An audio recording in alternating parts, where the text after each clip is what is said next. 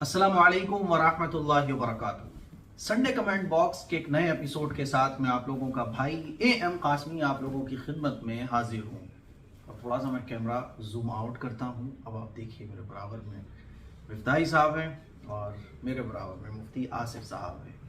आज का जो एपिसोड है ये बहुत ज़्यादा स्पेशल है, ख़ास है, क्योंकि आज आप लोगों के सवालों के जवाबात मैं तो दूंगा ही, लेकिन साथ साथ में मिफ्ताही साहब जो कि कुछ सब्सक्राइबर्स की नज़र में लव गुरु, मैरिज गुरु माने जा रहे हैं, और इधर हैं मुफ्ती आसिफ साहब, ये भी कुछ जवाब देंगे जो माशाल्लाह ज़बरदस्त तरीके से आप लोगों के साथ कनेक्ट रहते हैं और मेरे बारे में, मिफ्ताही साहब के बारे में आप लोगों को राब्ते में रखते हैं हम दोनों को व्हाट्सअप के ज़रिए।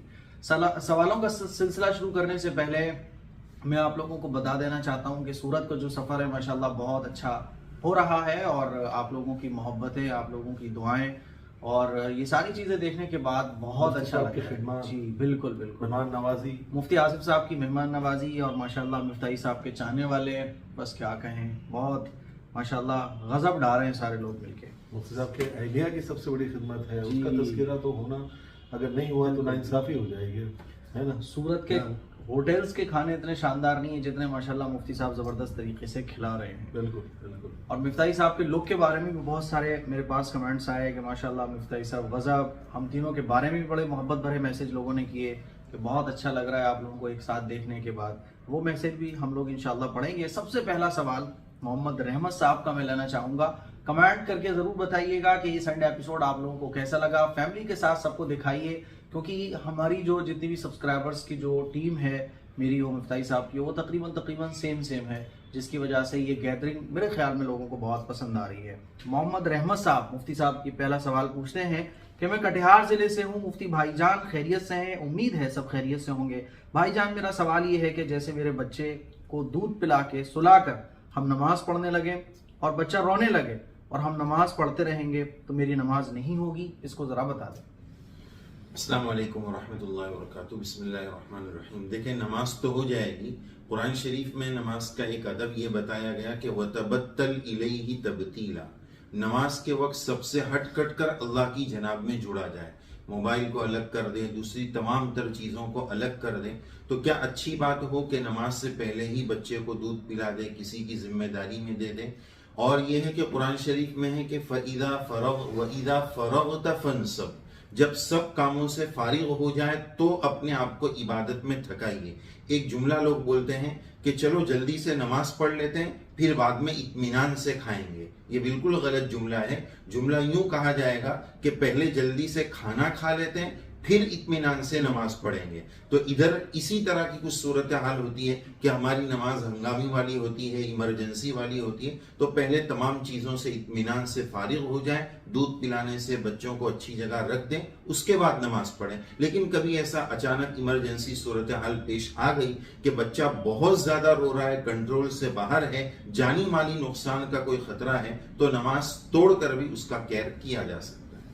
बहुत बहुत शुक्रिया मुफ्ती साहब का। मुफ्ती आसिफ साहब से तो मेरी मुलाकात शायद 3-4 बार हो चुकी है, लेकिन मिफ्ताही साहब से ये मेरी पहली मुलाकात है और बड़ी ख्वाहिश वाली ये मुलाकात है।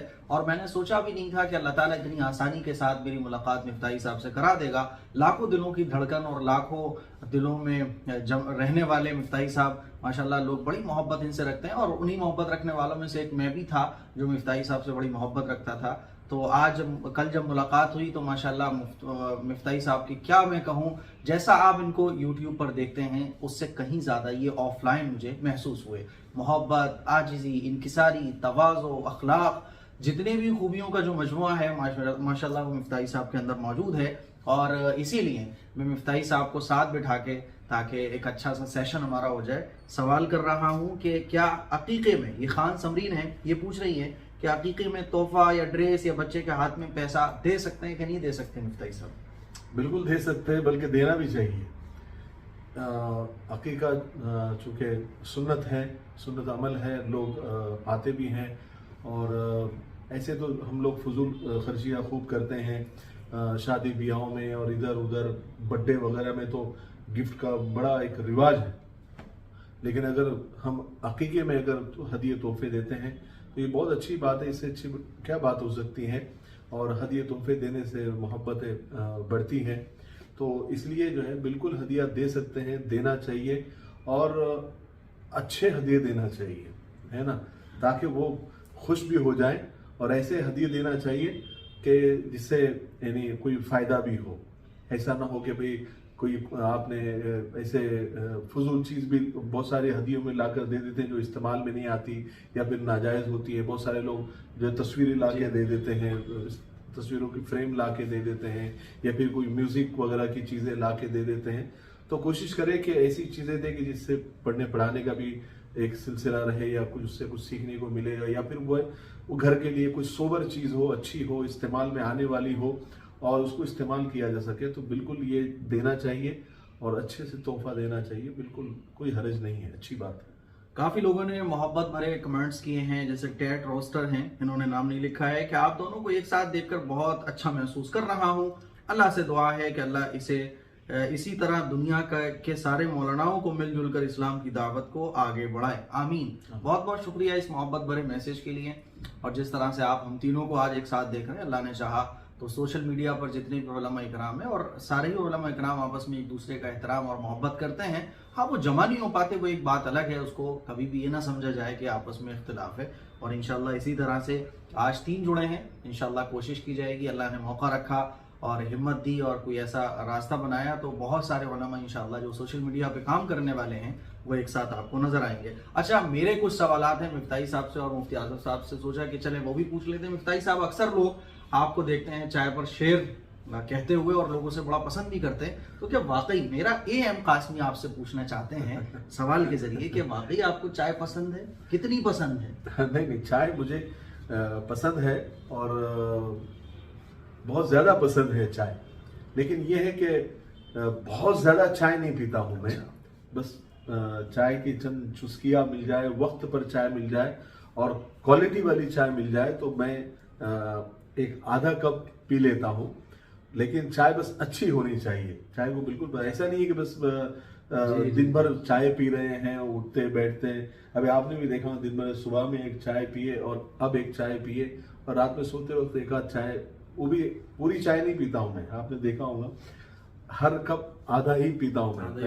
पहले ही बता देता हूँ आधा देना। तो चाय बहुत ज़्यादा पसंद है और चाय पीने में बहुत मज़ा आता है। और आप भी चाय पीजिए, लेकिन लिमिट में, हिसाब में पीजिए। और बस ये है कि चाय पीने वालों की तबीयत बड़ी गनी होती है। चाय पीने वालों की तबीयत बड़ी गनी होती है, बैठ जाते हैं वही जहाँ चाय बनी होती है। तो बस हमारा भी मिजाज ऐसे ही है। तो अच्छा हुआ इसका इजहार कर दिया, वरना बहुत सारे लोग यही समझते हैं कि मिफ्ताही साहब जब इतने चाय के बारे में अशार बोलते गोया ये चाय के आशिक हैं और आशिकी है चाय इनकी, तो दिन भर चाय ही पीते रहते होंगे। नहीं, वो इश्क बाकी रहे इसलिए थोड़ी थोड़ी करके पीता हूँ, है ना, बिल्कुल। और एक बहुत ज्यादा पीने से भी वो कोई भी चीज लिमिट से ज्यादा बढ़ जाती है तो वो फिर नुकसानदेह होती है। इसलिए हर चीज को लिमिट में। तो चाय का मैं बड़ा आशिक हूँ, लेकिन एक लिमिट में, ज्यादा अपने माशूका को ज्यादा परेशान नहीं करता। अच्छा, ये मेरा एक सवाल था और बहुत सारे लोगों का सवाल होगा, तो मैंने सोचा क्यों ना आप लोगों की तरफ से ये सवाल मिफ्ताही साहब से पूछ लिया जाए। मोहम्मद अनस बिजनौरी ऑफिशियल ये कहते हैं, माशाल्लाह नजर बस से अल्लाह ताला आप सबकी हिफाजत फरमाए। बहुत बहुत शुक्रिया इस दुआ के लिए, अक्सर नजर लग जाती है और जब आप माशाल्लाह सुभान अल्लाह लिखते हैं तो मैं समझता हूँ कि वो हमारे लिए सुरक्षा कवच भी बन जाती है। मुफ्ती आसिफ साहब से मेरा एक सवाल है और ये शायद लोगों का सवाल है जो मैं पूछना चाहूँगा। मुफ्ती साहब, अक्सर आप जो है थोड़ा सा सऊदी स्टाइल में नजर आते हैं, तो इसके पीछे की वजह क्या है कि आपको ये सऊदी स्टाइल इतना पसंद क्यों है? जैसे कि मुझे अमामा पसंद है, मिफ्ताही साहब को इस तरह की जैकेट बड़ी, इस पे भी हम इंशाल्लाह एक दो सवालात करेंगे। और ये लोगों के सवालात हैं जो अभी बस संडे एपिसोड शुरू करते ही मेरे जहन में आ गए। तो आपसे ये सवाल है कि आखिर ये सऊदी स्टाइल में रहने की क्या वजह है? कभी कुर्ता पजामा पहना है आपने?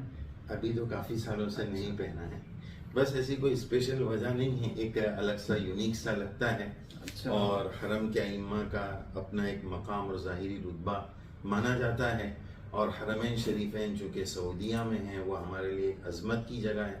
तो वहाँ वालों जैसा लिबास ही कम से कम हो जाए तो एक इसमें एक अलग अंदाज और एक अलग एजाज सा महसूस होता है।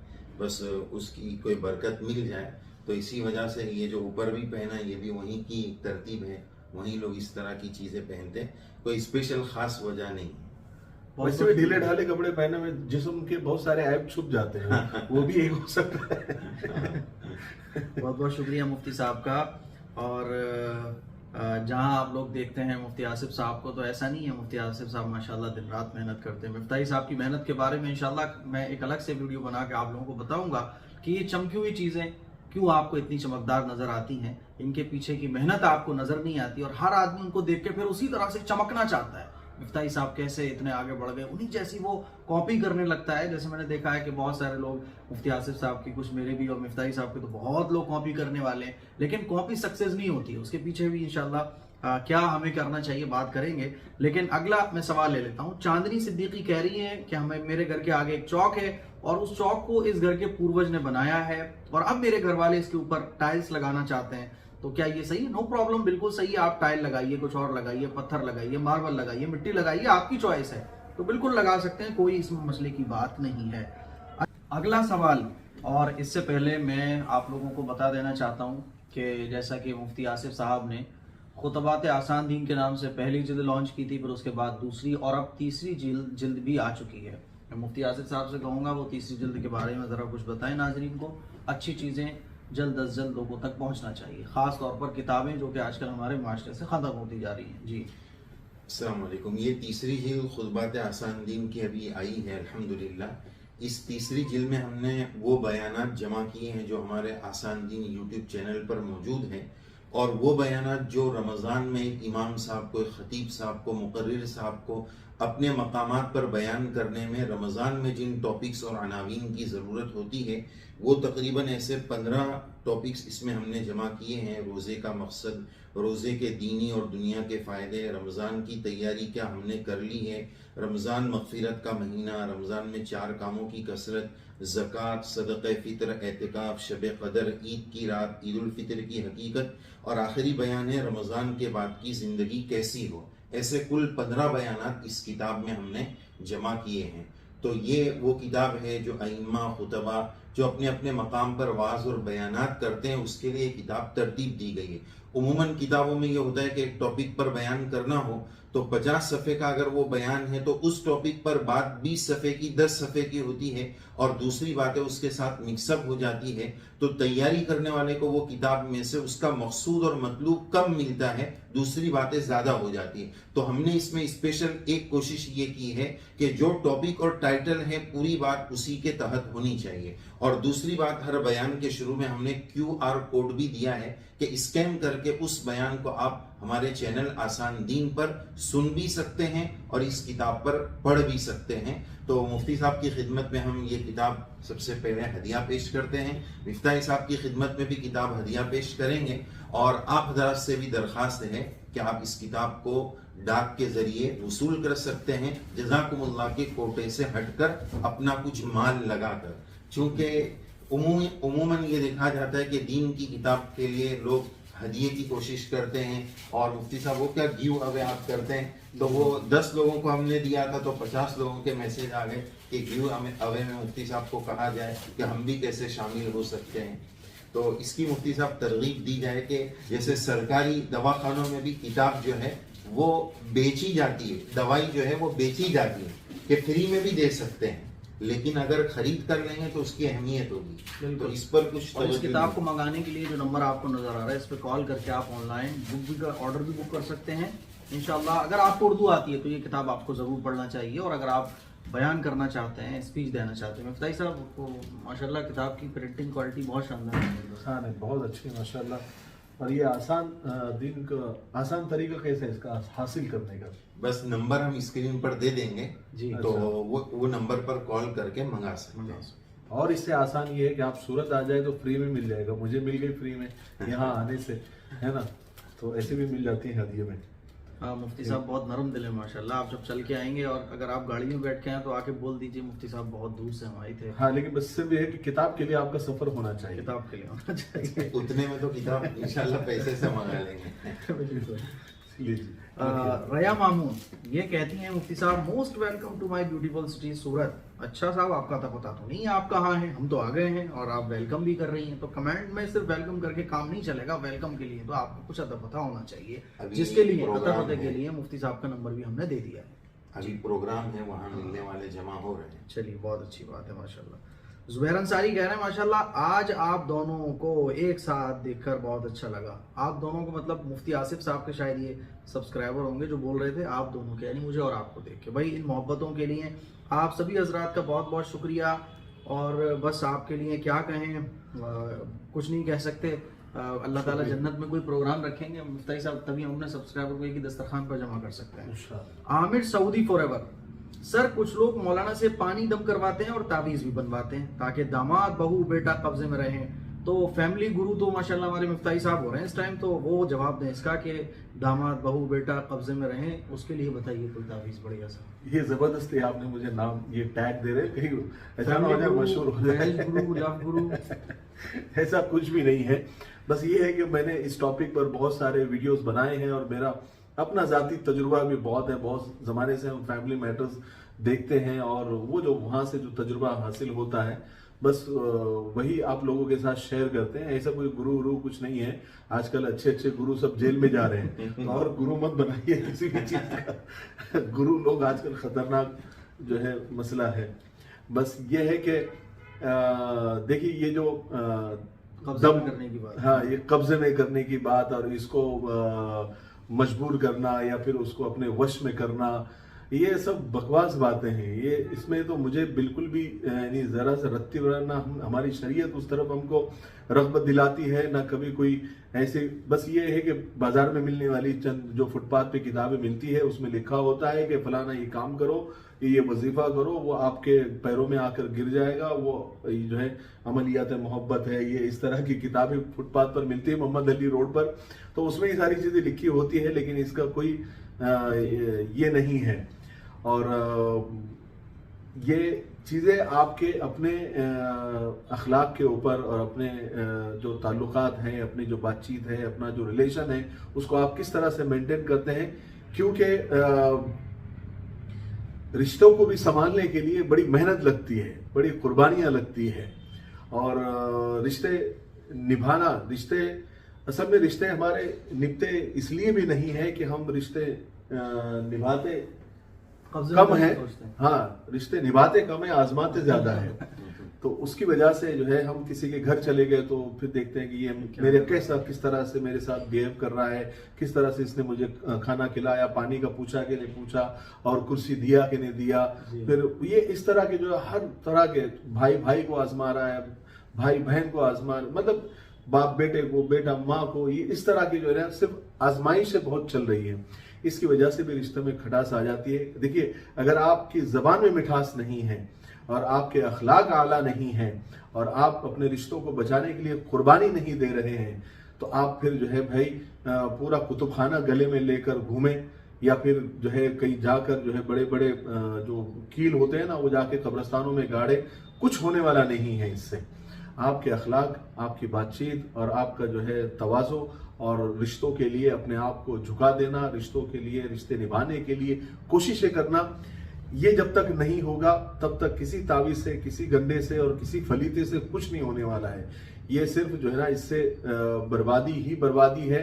और ये जो तावीज़ गंडे फलीते की जो दुनिया है, ये एक अलग दुनिया है, एक अलग दुनिया है। आप जब उसमें दाखिल हो जाते हैं तो वो एक इमेजिनेशन की दुनिया है। वहां पर आपको सिर्फ इमेजिन करवाया जाता है और आपको हर चीज इमेजिन करनी पड़ती है कि आपके साथ अगर नहीं भी रियल में ऐसा हो गया तो आप सोचिए कि आपके साथ ऐसा हो गया या आपके साथ ऐसा होगा, और आदमी बस इंतजार करता रहता है, होता जाता कुछ भी नहीं है। तो इन चीज़ों में न पड़े, इन नकली आमिलों के और नकली तावीज़ गंडे देने वालों के चक्कर में पड़े। मैंने अच्छे अच्छे लोगों को बर्बाद हो, आज तक हम ये बताते थे लोगों को कि तावीज़ गंडे और ये फलीते वाले और जो है ना वो इस तरह के नकली आमिलों के चक्कर में जहालत लेकर जाती है, या फिर जो इलिटरेट लोग हैं वो जाते हैं। लेकिन आजकल ऐसा नहीं है। आजकल पढ़े लिखे लोग भी बेवकूफ़ बन रहे हैं। अच्छे अच्छे पढ़े लिखों को भी मैंने जो है ना ये तावीज़ गंडे और फलीतों के चक्कर में मैंने देखा है। तो ये जो है ना, इन चीज़ों से आप बाहर निकले और एकदम रियल जिंदगी जिए। और जो रियल है और आप जो कदम उठा रहे हैं, आप जो जबान हिला रहे हैं, आप जो हाथ, इससे ही सब कुछ हो सकता है। आपके अमल से ही नतीजा आपके सामने आएगा, न कि ये तावीज गंडे फलीते और नकली बाबा आमिल, इससे किसी का फायदा नहीं होता। सिर्फ एक आदमी का फायदा होता है, उस आमिल बाबा का। बस उसी का घर बन जाता है, उसी की कोठियां बन जाती है। बाकी जितने भी मुरीदीन हैं वो सब बेचारे पहले से लाइन में हैं और आगे तक लाइन में ही रहते हैं। तो मुझे नहीं लगता कि इन सब चीज़ों में हमको यकीन करना चाहिए, बिल्कुल भी इन चीज़ों से कोई, यानी मैं तो बहुत, यानी कई वीडियो मैंने इस पर बनाए हैं। और अकीदा दुरुस्त रखिए, करने वाली ज़ात सिर्फ अल्लाह की है। आपको, यानी हमको तो ये हुक्म है कि जूते का तस्मा भी अगर आपको मांगना है तो वो अल्लाह से मांगे। अगर आपके रिश्तों में कोई खटास आ गई है या कोई आप किसी को काबू में करना चाहते हैं तो वो अल्लाह के काबू में है। आप अल्लाह को बोलिए, अल्लाह से मदद मांगिए, वो सारी चीज़ें अल्लाह ताला अगर कबूल कर लेगा आपकी दुआ तो ये सारी चीज़ें खुद ब खुद इंशाअल्लाह हो जाएगी। ठीक है, बहुत अच्छी बात माशाल्लाह मिफ्ताही साहब ने कही है, इस पर अमल करने की कोशिश कीजिएगा। और जो बातें मिफ्ताही साहब बोल रहे हैं ये बिल्कुल अनमोल हैं। अगर आपने इस पर ही अमल कर लिया तो सब लोग आपके कब्जे में आ जाएंगे, आपको कहीं और कब्जे में जाने के लिए किसी को करने की जरूरत ही नहीं पड़ेगी। मोहम्मद शारिक कहते हैं, मिफ्ताही साहब ये भी सवाल मैं आपसे पूछना चाहूंगा, ये कह रहे हैं मुफ्ती साहब ताई चाची मामी से कितना फ्री हो सकते हैं, फ्री होना चाह क्यों रहे हैं? अच्छा नहीं, जो अपने महरम जो रिश्ते हैं बिल्कुल उनके साथ आप अच्छा फ्री भी हो सकते हैं। आप उनके साथ हंसी मजाक कर सकते हैं और उनके साथ आप ताल्लुकात रख सकते हैं। बिल्कुल जो महरम है उनके साथ बिल्कुल आप रह सकते हैं और अच्छे ताल्लुकात आप उस्तवार कर सकते हैं। रहना भी चाहिए, ये रिश्तों का हक भी है। लेकिन जितने नामहरम रिश्ते हैं उनसे आप जो है फ्री होने की ज़रूरत नहीं है, क्योंकि यकीन मानिए ये जो फ्री होने का जो चक्कर है और जो फ्री कल्चर आजकल जो चल रहा है कि वो कहते हैं ना कि एक ने बड़ी अच्छी बात कही कि शर्म नजरों में होती है ना? कहाँ होती है? नजरों में। हाँ, नजरों में होती है। ये चीज ने सारी दुनिया को नंगा कर दिया। ये कहा जाता है कि बस नजरों में शर्म होनी चाहिए या दिल में थोड़ा सा, कुछ नहीं होता है। इस्लाम ने जिन चीज़ों से, शरीयत ने जो हदें हमें बांध कर दी है, बस उन हदों में हम रहे। नामहरम जितने भी रिश्ते हैं उनसे आप वैसा ही बिहेव करें जैसा हमारी शरीयत हमको रास्ता बताती है। इसी में हमारी भलाई है। और जितने महरम रिश्ते हैं जिससे अल्लाह ताला ने, अल्लाह के रसूल सल्लल्लाहु अलैहि वसल्लम ने और शरीयत ने इजाज़त दी है, आप बिल्कुल उनके साथ अच्छा मामला करें, फ्री रहे, हंसी मजाक करें उनके साथ। बिल्कुल आप यानी हदिये तोहफे लाना ले जाना, घुमाना फिराना सब आप कर सकते हैं। लेकिन ये जो यूरोप का जो कल्चर है कि फ्री हो जाना हर एक के साथ में, और बिल्कुल साथ में बिल्कुल एक दूसरे के जो है गले लगा लेना, एक दूसरे के हाथ पर हाथ मारना, एक दूसरे के हाथ में हाथ डालकर घूमना और गले में हाथ डालना, और एक दूसरे को गाल लगाकर भी आजकल बहुत सारा ये है ना, हम लोग नकल में मर गए हैं। यूरोप वालों की नकल करने में जो है हम अपने कल्चर को हम भूल गए हैं, अपनी तहजीब को हम भूल गए हैं और उसके बहुत नुकसानात हो रहे हैं। मैंने बल्कि एक रिपोर्ट मैंने कहीं पढ़ा था या सुना था कि जितने भी रेप केस होते हैं, चाहे वो ऐसे बड़े बड़े रेप केस हो या सॉफ्ट रेप केस हो, उसमें 80% घर के ही लोग शामिल होते हैं। तो ये जो फ्री कल्चर है ये गुनाहों की तरफ लेकर जाता है, शैतान भी हमको उस तरफ और लेकर जाता है। तो भाई थोड़ा सा एहतियात करें और किस तरह से रिश्ते बनाना है, किन लोगों के साथ रिश्ते बनाना है, कौन महरम है कौन नामहरम है। मुफ्ती साहब के आप वीडियो दे सकते हैं, उसमें आपको बड़े अच्छे से सारी चीजें एक्सप्लेन किसी ना किसी वीडियो में आपने जरूर महरम और नामहरम रिश्तों की होगी, बस उनके साथ आप रहें। माशाल्लाह बहुत अच्छा मिफ्ताही साहब ने जवाब दिया। मैं समझता हूँ कि हमारा एपिसोड बस काफी हो गया है, क्योंकि अभी कुछ एक प्रोग्राम अटेंड करने भी जाना है। आखिरी कुछ बात ये अर्ज करनी थी, हदीस पाक की रोशनी में, जैसे मिफ्ताही साहब ने आखिरी में जो बात कही कि घर वाले ज्यादा इन्वॉल्व रहते हैं, हदीस पाक में आप सल्लल्लाहु अलैहि वसल्लम ने देवर को मौत कहा। तो ये क्यों कहा है? इसी वजह से कि घर के अंदर और जो करीब वाले रिश्तेदार नामहरम हैं उनसे खतरात ज्यादा है। तो इस तरह की रिश्तेदारियों में इस तरह के मसाइल ज्यादा पेश आ सकते हैं, इसलिए वहां ज्यादा केयरफुल रहने की, मुहतात रहने की जरूरत है। तो मुझे उम्मीद है आप लोगों को ये कीमती बातें सुनकर बहुत अच्छा लगा। और एक बात बहुत अहम बात, बहुत इंपॉर्टेंट बात, मुफ्ती साहब का चैनल है आसान दिन, उसको आप सब्सक्राइब कीजिए। मुफ्ती साहब का चैनल माशाल्लाह अभी बहुत अच्छा चल रहा है, मुफ्ती साहब बहुत अच्छे कंटेंट उसमें डाल रहे हैं, तो आसान दिन को आप सब्सक्राइब जरूर करें। हाँ, बहुत अच्छी बात माशाल्लाह, और उसी के वास्ते से हम लोग यहाँ आए हुए हैं, क्योंकि हमको रात का खाना भी खाना है।